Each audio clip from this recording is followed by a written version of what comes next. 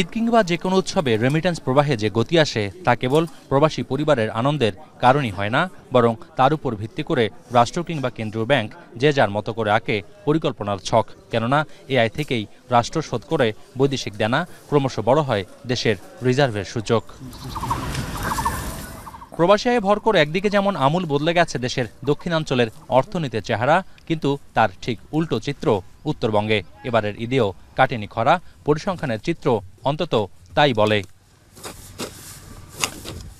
চলতি ঈদ মৌসুম কেন্দ্র করে ঢাকা, কুমিল্লা, চট্টগ্রাম, চাঁদপুরে রেমিটেন্সের জোয়ার আসলেও খরা কাটেনি দিনাজপুর, কুড়িগ্রাম, রংপুর কিংবা নীলফামারীতে। বরং চলতি অর্থবছরে দেশে আসা মোট রেমিটেন্সের মধ্যে লালমনিরহাট জেলা এসেছে মাত্র $16.01 মিলিয়ন, যা একক জেলা হিসেবে দেশে সর্বনিম্ন।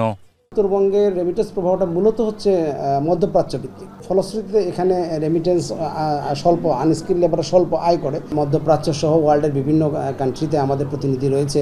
তারা রেমিটেন্সটা যাতে বৈধ পথে আসে, তাদের হ্যাসেল ফ্রি রেমিটেন্স আনার জন্য তাদেরকে উৎসাহ থেকে শুরু করে আমরা এখানে তাদের বেনিফিশিয়ারিদেরকে আমরা অত্যন্ত হ্যাসেল ফ্রি সার্ভিস দেওয়ার চেষ্টা করি।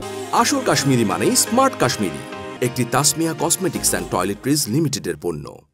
2023-24 অর্থবছরে দেশের অন্য বিভাগে রেমিটেন্স আসে মিলিয়ন ডলার হিসেবে হাজারের অঙ্কে, অথচ রংপুর বিভাগে এ সংখ্যা 300 মিলিয়নের কিছু বেশি। আর বিদায়ী অর্থবছরে ঢাকা বিভাগে 11,659, আর বিদায়ী অর্থবছরে ঢাকা বিভাগে 11,659 মিলিয়ন, সিলেটে 2,543, চট্টগ্রামে 6,780, খুলনায় 926, রাজশাহী বিভাগে 731, বরিশালে 560, ময়মনসিংহে 408 মিলিয়ন ডলার রেমিটেন্স আসলেও রংপুর বিভাগের 8 জেলায় প্রবাসী আয় এসেছে মাত্র 301 মিলিয়ন মার্কিন ডলার।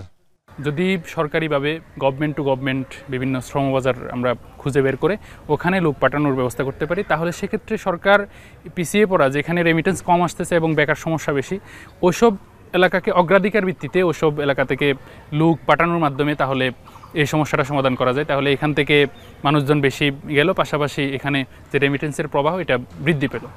এদিকে জুলাই থেকে ফেব্রুয়ারি পর্যন্ত রংপুর ও গাইবান্ধা জেলায় 50 মিলিয়ন ডলার, কুড়িগ্রামে 34, লালমনিরহাটে 16, নীলফামারীতে 30, পঞ্চগড়ে 21 ও ঠাকুরগাঁওয়ে রেমিটেন্স এসেছে 25 মিলিয়ন ডলার।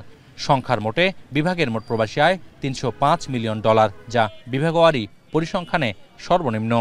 এগুলোকে ইমপ্লিমেন্ট করতে গেলে পলিসি আনে, তাহলে সারা দেশের সব কর্নারেই কিন্তু আমরা সুন্দরভাবে এই রেশিওটাকে আরও বাড়াতে পারি, যেটা কিন্তু দিন শেষে আমাদের টোটাল ইকোনমিক যেই রেমিটেন্সের যে অংশ বা ওভারঅল ইকোনমির যেই অংশটা, যেটাকে আমরা দক্ষ জনশক্তি বলি বা অদক্ষ জনশক্তি বলি, এই জনশক্তি থেকে যে টাকাটা আমাদের আসার কথা সেটা আমরা কাঙ্ক্ষিতভাবে আনতে পারবো যদি সেই ধরনের ব্যবস্থাগুলো নেওয়া হয়। উৎসব রঙিন হওয়া, অর্থনৈতিক সমৃদ্ধি কিংবা শিল্পোদ্যোগের মাধ্যমে কর্মসংস্থান সৃষ্টি, সকল কিছু বাস্তবায়নের নেপথ্যে প্রবাসী আয়ের যে এক প্রচ্ছন্ন প্রভাব রয়েছে তা বাংলাদেশের বাস্তবতায় ধ্রুব সত্য। 55 বছর বয়সী বাংলাদেশের উত্তর কিংবা দক্ষিণের বৃত্তের যে বিভাজন তা ভাঙতে উত্তরাঞ্চল থেকে বৈদেশিক কর্মসংস্থানের যে গতি আনার কার্যকর উদ্যোগ দরকার তা সহজনীয়। তবে এজন্য কেবল রাষ্ট্রীয় উদ্যোগ যথেষ্ট নয়, দরকার এই অঞ্চলের মানুষের সদিচ্ছাও। মোকাররম হোসাইন, এখন, রংপুর।